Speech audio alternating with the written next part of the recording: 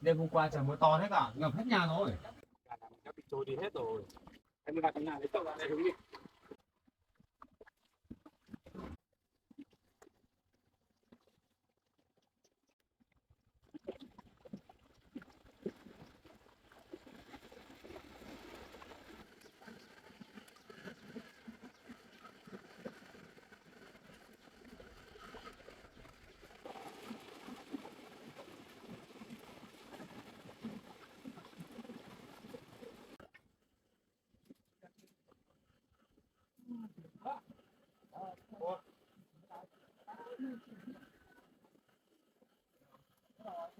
Đêm hôm qua trời mưa to thế cả, ngập hết nhà rồi.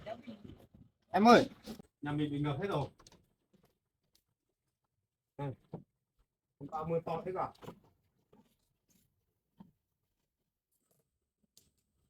Hôm qua lúc anh tỉnh anh chỉ biết là trời mưa, anh không nghĩ là mưa to thế đâu. Trôi hết rồi kìa. Nhà dân này trôi hết vào đây kìa.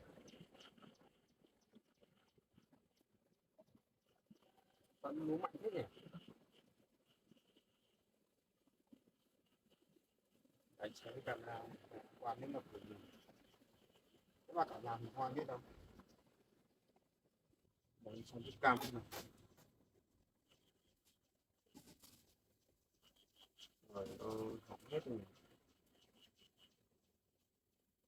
Lúc 2 giờ sáng, 1 giờ.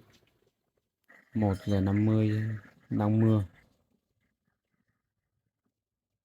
2 giờ. Đấy, ui rồi, kìa. Ôi dồi ôi, ngập hết nhà này.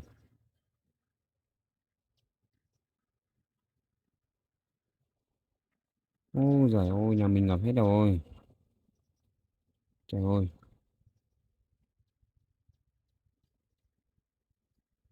phải sấm sét nữa. Tiếp nhà ngập sâu thế mà. Sấm sét.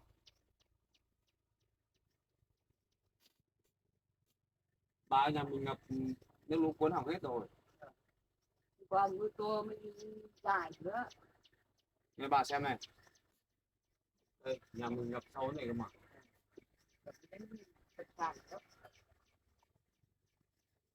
Thế mà hôm qua cháu chỉ biết là trời mưa chứ không biết là mưa bao lâu không biết. Xong bữa cả đêm đấy. Được dài nữa. Dép bị kẹt trong này rồi. Bên đi đâu rồi?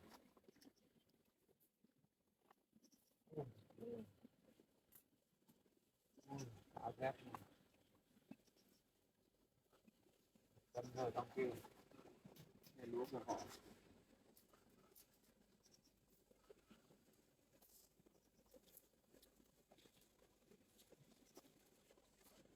Đồ bếp, nhà bếp của mình trôi hết vào đây rồi. Trôi này vào bắn buôn là buồn.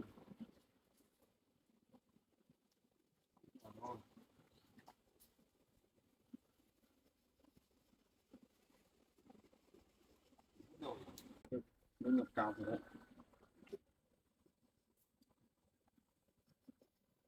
Kìa, hơn một nửa cái bàn thái kìa, chắc là tầm đây ấy nhỉ.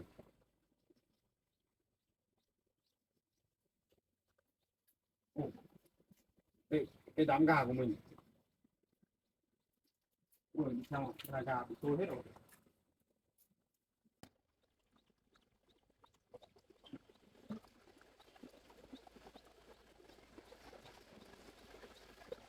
Trôi hết rồi.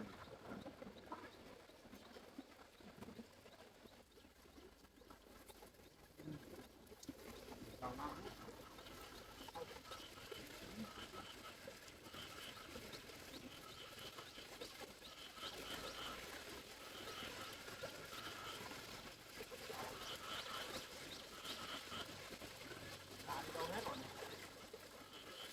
Gà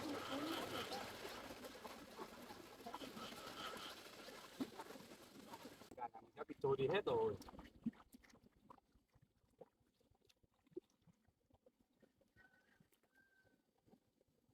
Gà rồi em ạ. lấy gì hết rồi. Vài vừa trồng rau á. Rau không quan trọng là gà của mình này. Nó bao nhiêu công cũng cuốn đi hết rồi.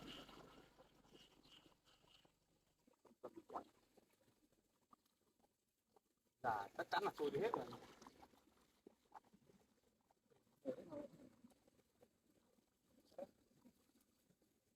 Ở đây còn có con gà đây sao ấy? Còn một con gà đây thật. Còn đúng một con đây thôi.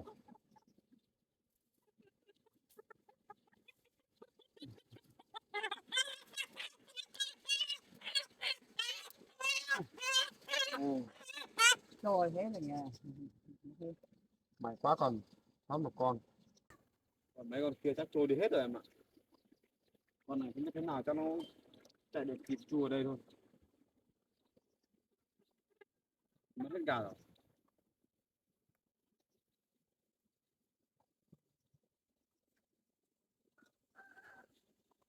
Quá mà. Vườn tược rồi là gà nuôi rồi. Cuốn hết rồi. Hôm qua cháu chỉ biết là mỗi mưa to thôi, thôi là cũng ngủ quên lúc nào không biết. Bà thì thấy nó mới dài quá thấy nó thôi cả bà cũng nghĩ các cái già của cháu là mới thấy cái gì bà già của bà không Có sắp xếp gì không? có đấy nó sắp xếp tôi nằm tháng nghe cái bà cũng sợ.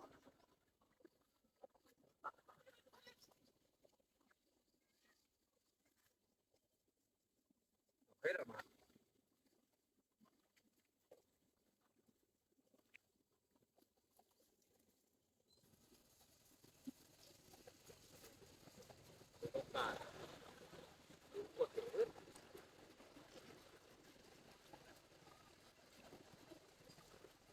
Cứ bỏ đây ra mà. Tí nữa mình xem có còn quả nào cắt được thì mình cắt đi.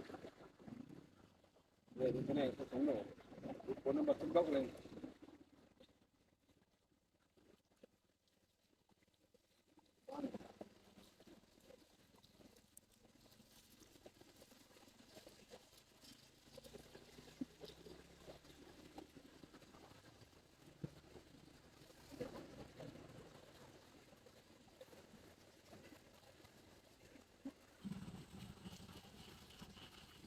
Mưa to, lũ to này chẳng biết cái ông dẫn nước mình còn không nhỉ, hay là bị cuốn đi hết rồi.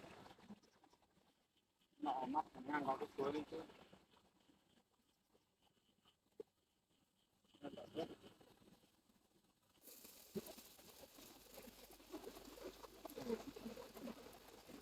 Thằng nhân dân ra cái suối. Rồi.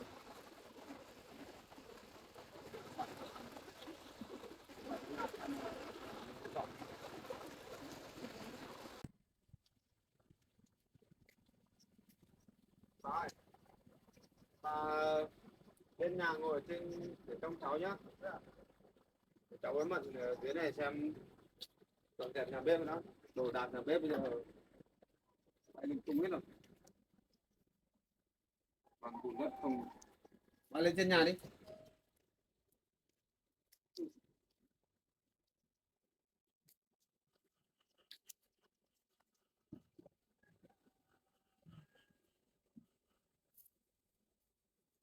Thế này.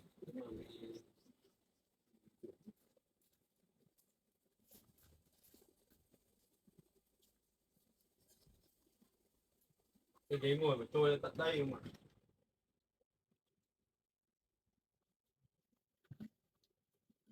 Cái này cái điểm đã. Cái này trước thì là nhiều quá.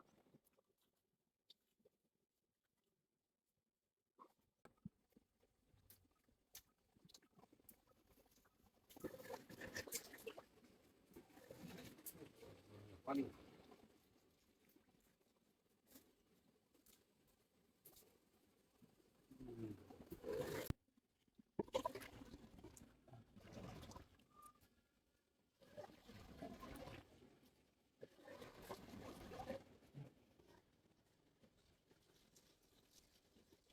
Em nhặt hết những cái đồ này ra ngoài đi, đi mang đi rửa lại hết. ra ngoài, đi bùn ra ngoài.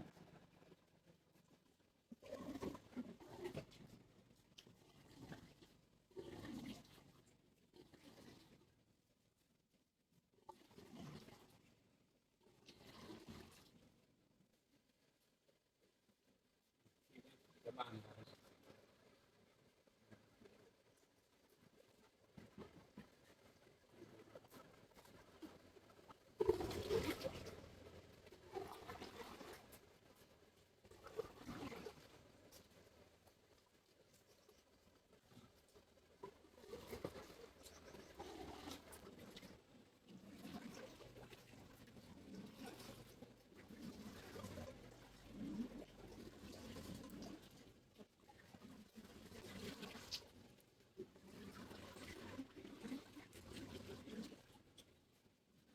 như vậy thì ra xuống cái múc nước này dội sạch cái nền nữa.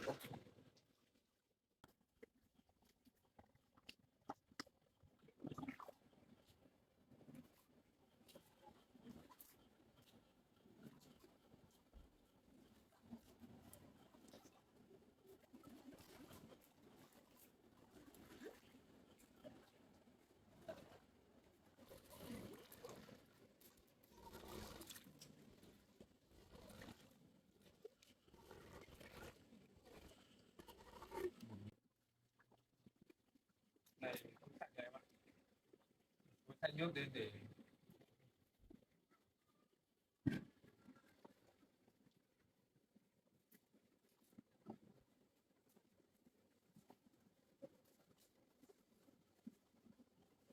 nước trộn á. Chúng ta để mắc nước vào đây nhỉ?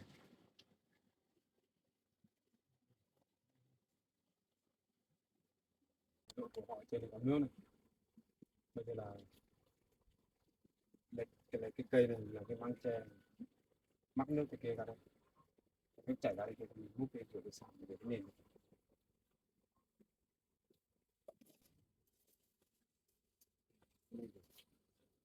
Em ở đây nhé. Ngoài đảo kia ở đây trời.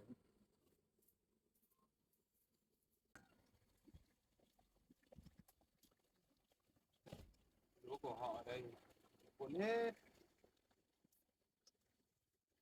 Anh đào nước ở mắc từ qua đây nhé. Nước vào trong hầm để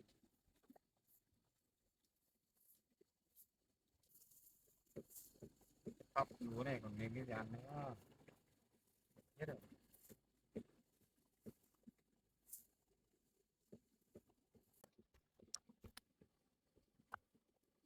May nhà bố em còn đặt thăm con dọn luôn đấy nhỉ. Không thì là cũng chưa to. Con đi hết thì lại buồn.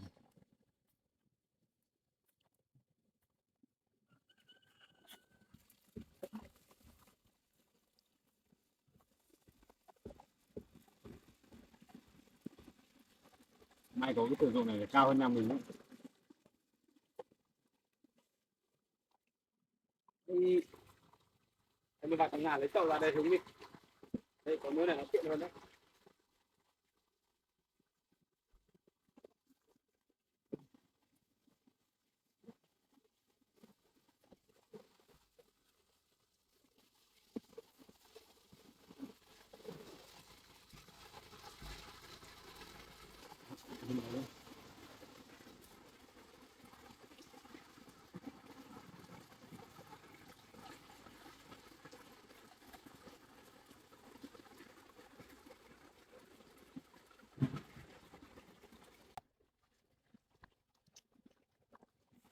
Cái này bây giờ phải cần cạo một lớp bùn đi đã.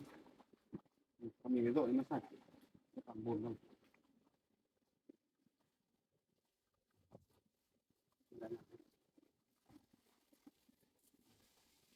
Còn bùn này. Nó cầm sông. Đây phải cạo cái bùn tí.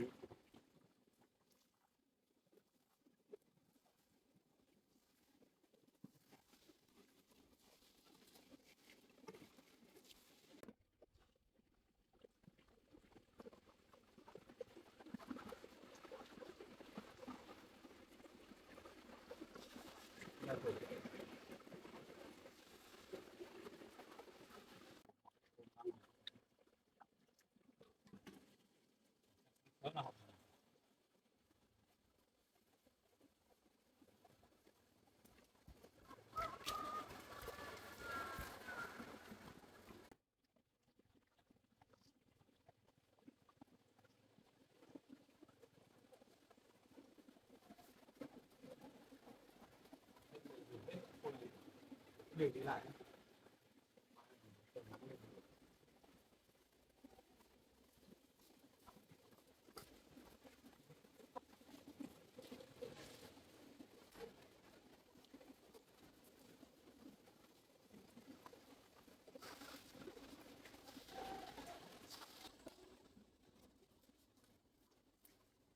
Hết cái ấm lạnh này đi ra vứt mà mới rửa được.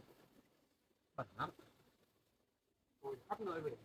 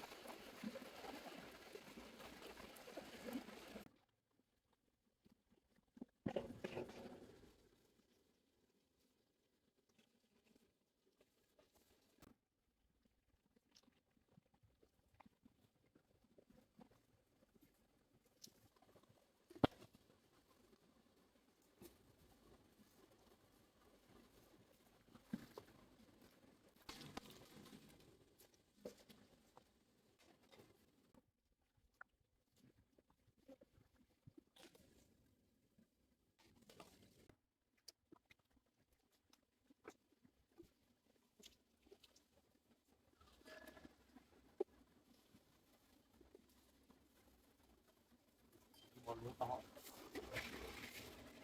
Gem chùa đấy.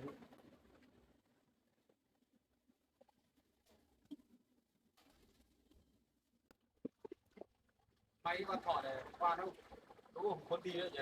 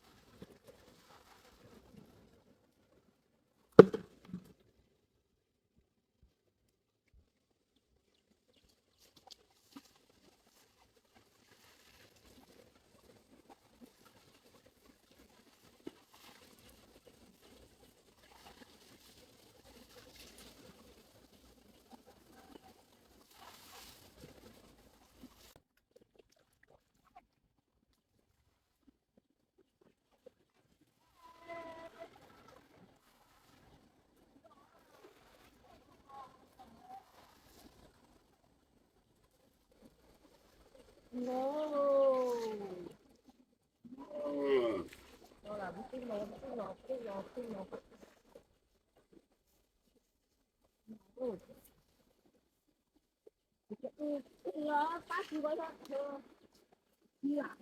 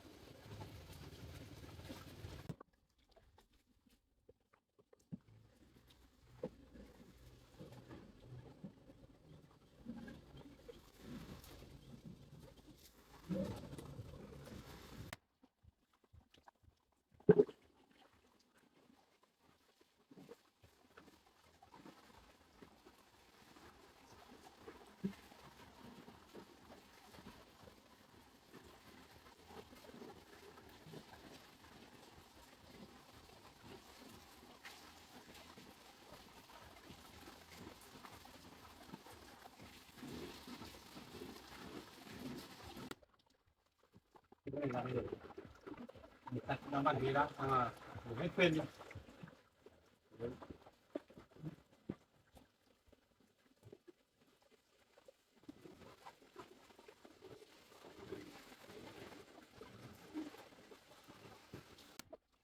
Chưa bao giờ là tầm bờ anh ấy gặp cái trường hợp thế này bao giờ. Chưa thấy lũ to này kia này nhỉ. Cũng may là hôm qua mình nghỉ trên nhà nhưng mà nước nó trường hợp đến sàn ấy. May anh còn thiết kế cái nhà sàn ấy, nếu mà là nhà đất thì còn biết thế nào nữa. Thực hiện việc phải đi của mình.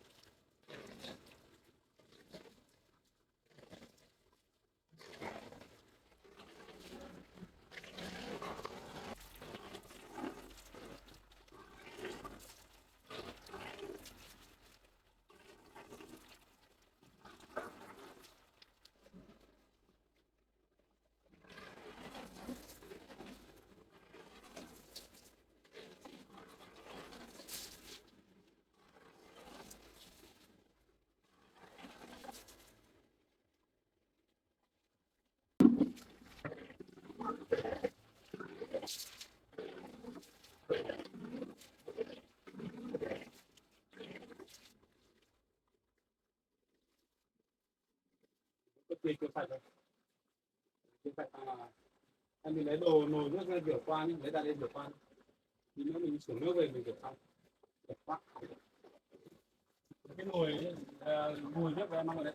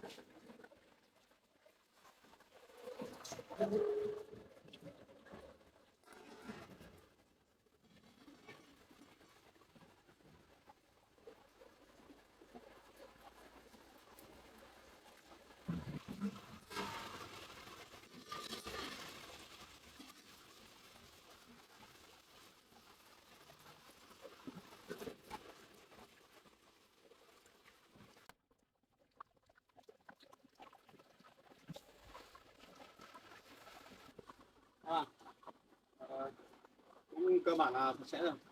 Em mệt em đi lên nhà ngồi nghỉ đi, còn chỗ này là anh Việt đó. Ừ. Em cứ lên nhà đi, đã anh Việt không?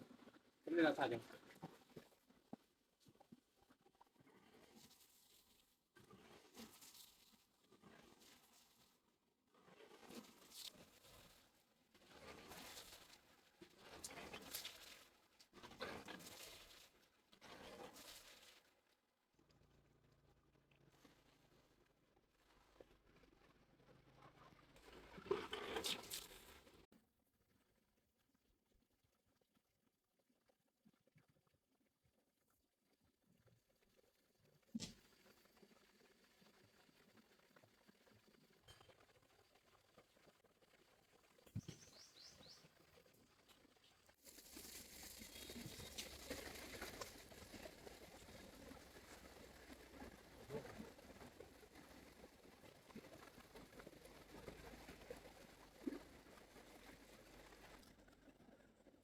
Cắt xong là mang lên rửa.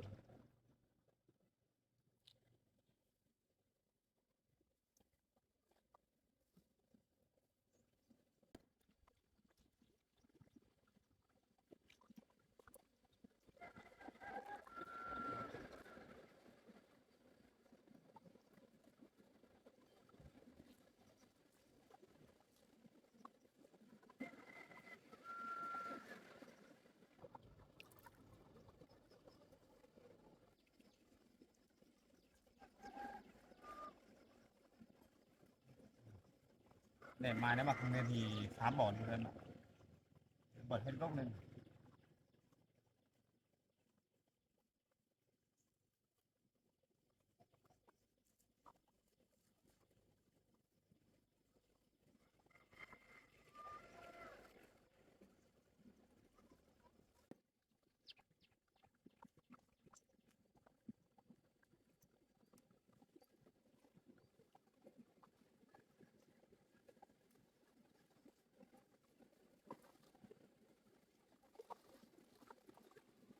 Thế được còn được.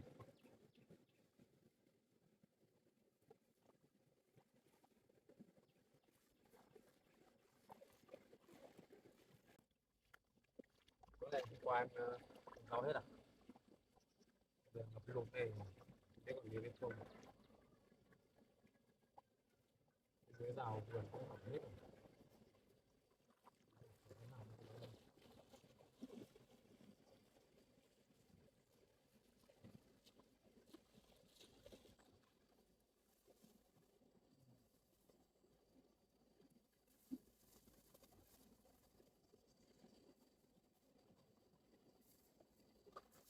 Cứ dựng nó lên á, để mai khô mình cũng thau toàn bộ.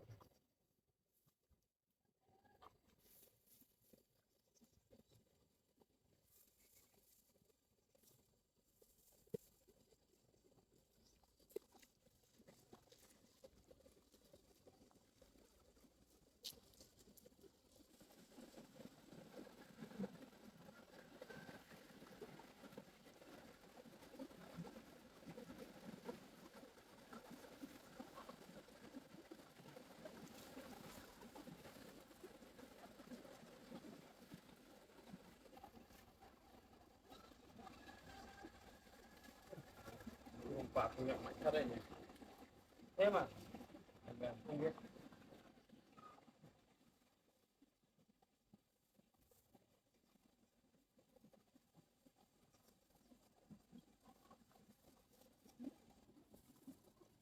Cái này chắc cắt đứt vào đây rồi em ạ. Ở đây gần như là không nên. Bớt vào đây xong là chỗ kia tháo thì không tháo. Đấy mà không lên thì thôi, nào mình trả lại anh mới khác. Đấy, không lên.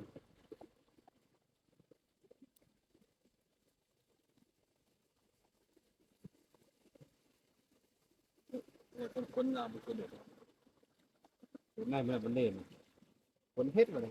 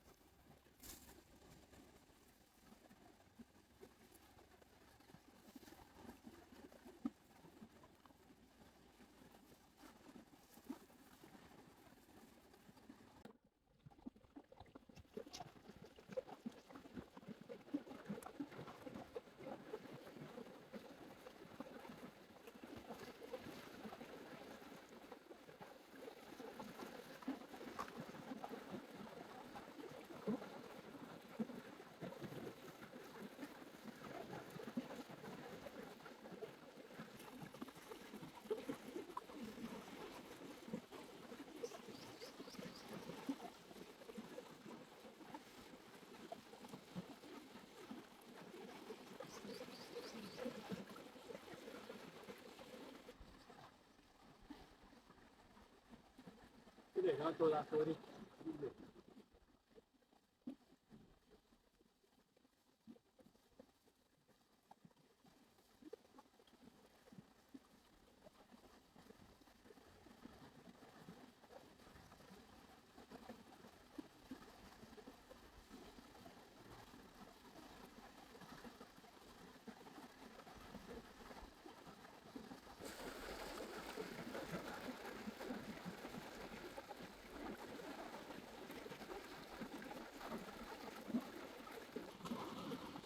Quý nhá, đi ra ngoài cho đi. Này là đồ ăn vứt ra ngoài bờ đấy, mình các bạn.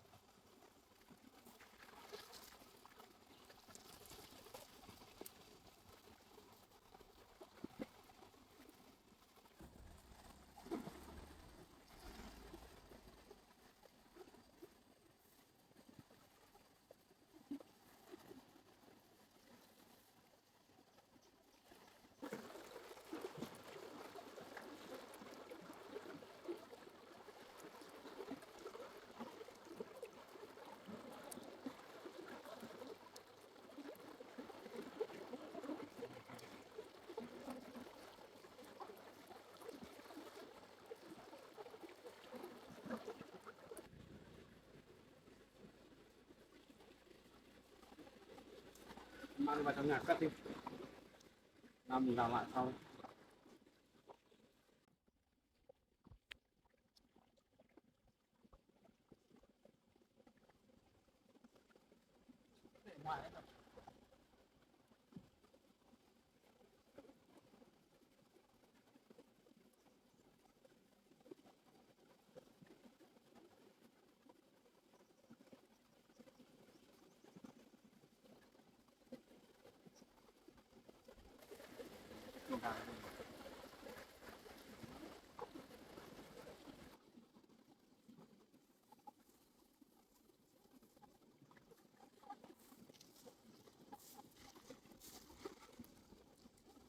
Gà bị trôi hết đi, giờ còn mỗi một mình một con.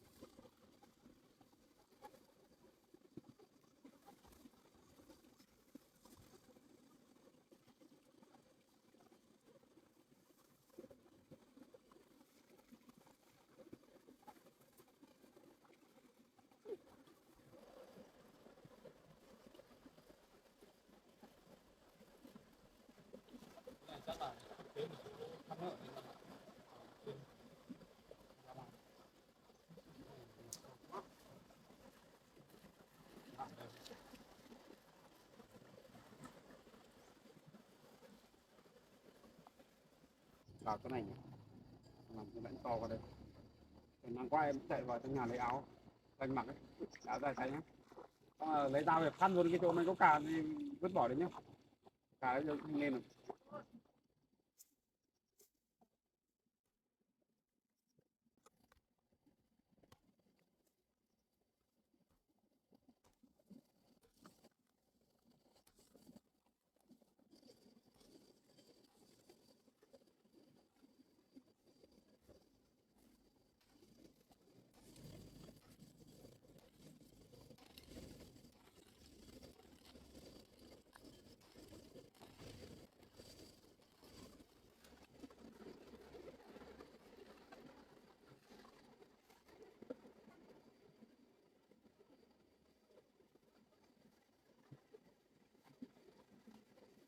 Mưa to quá, nắng thế, nắng quá thì khăn hả? Không lên đi coi.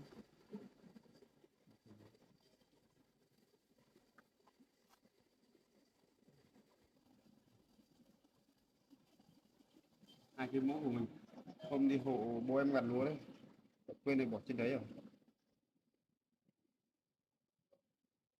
Cái khăn mình có cài nhé, khăn bằng khăn đi, nào rút nước từ đất nó khô khô thì mình cố làm vườn trồng rau thôi.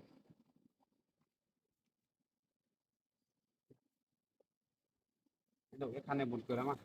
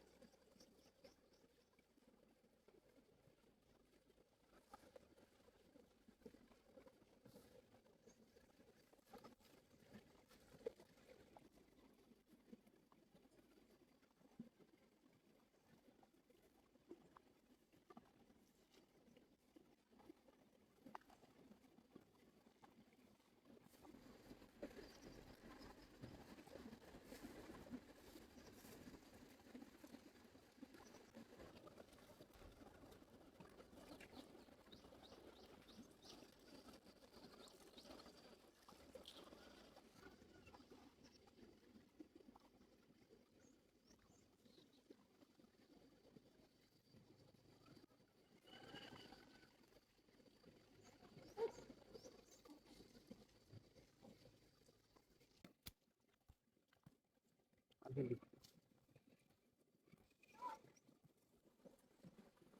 Cái này về nhiều hết.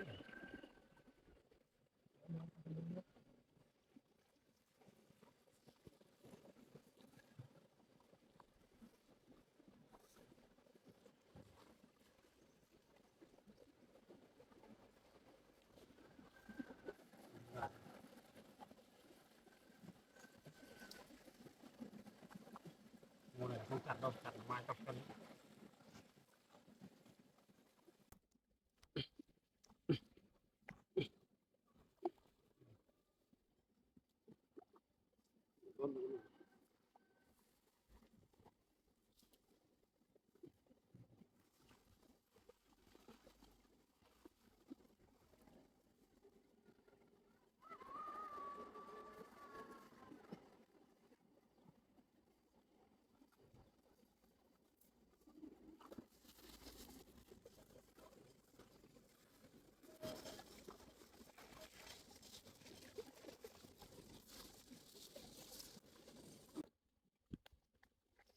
Lấy ít rau này đi để đi em.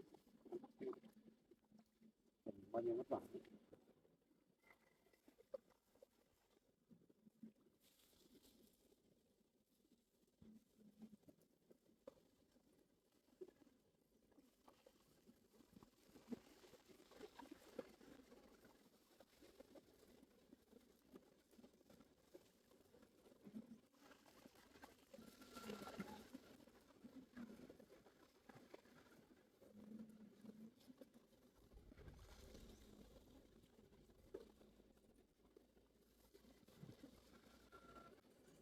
bằng đi.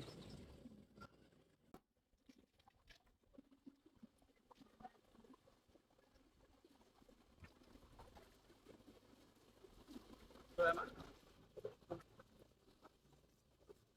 Khắc phục được bằng này đã.